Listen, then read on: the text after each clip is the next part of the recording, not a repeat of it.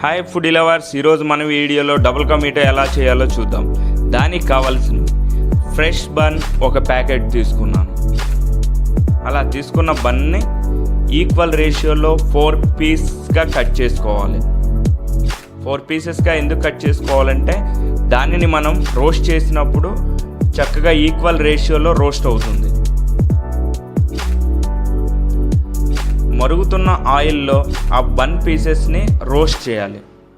Roast చేసేటప్పుడు చాలా జాగ్రత్తగా చేయాలి. ఆ బన్ పీసెస్ గోల్డ్ కలర్లో వచ్చేలా అంతలా చేయాలి. అంతకు మించి ఎక్కువగా కానీ రోస్ట్ అయినట్లయితే మనం చేసిన డబుల్ కా మీఠా లైట్గా చేదొచ్చే ఛాన్స్ ఉంది.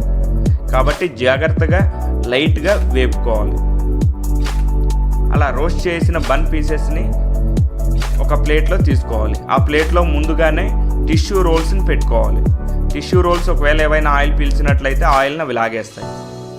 1 లీటర్ పాలను తీసుకొని ఒక పెద్ద బాండీలో మరగబెట్టుకోవాలి.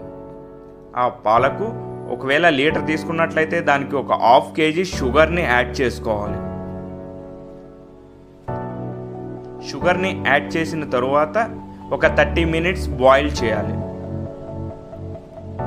బాయిల్ చేసిన పాలకు కలరింగ్ ఏజెంట్ అనేది కలుపుకోవాలి. ఈ కలరింగ్ ఏజెంట్ అనేది చూడటానికి డబుల్ కా మీఠా చాలా అద్భుతంగా రావడానికి ఉపయోగపడుతుంది. నేను ఈ కలరింగ్ ఏజెంట్ని చక్కగా ప్రాపర్గా మిక్స్ చేసుకుంటూ కలుపుతాను.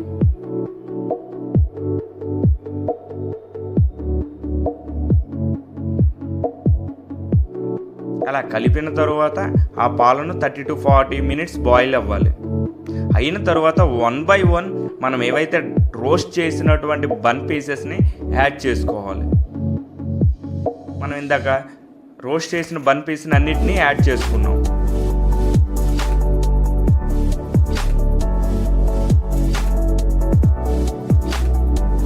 అలా బన్ పీస్ని యాడ్ చేసిన తర్వాత ఆ బాండిని ఒక 10 నిమిషాల నుంచి 30 నిమిషాల వరకు పక్కన పెట్టాలి. Ready, sweet and tasty double ka meetha ready. నా వీడియో మీకు నచ్చినట్లయితే సబ్స్క్రైబ్ చేయండి, షేర్ చేయండి.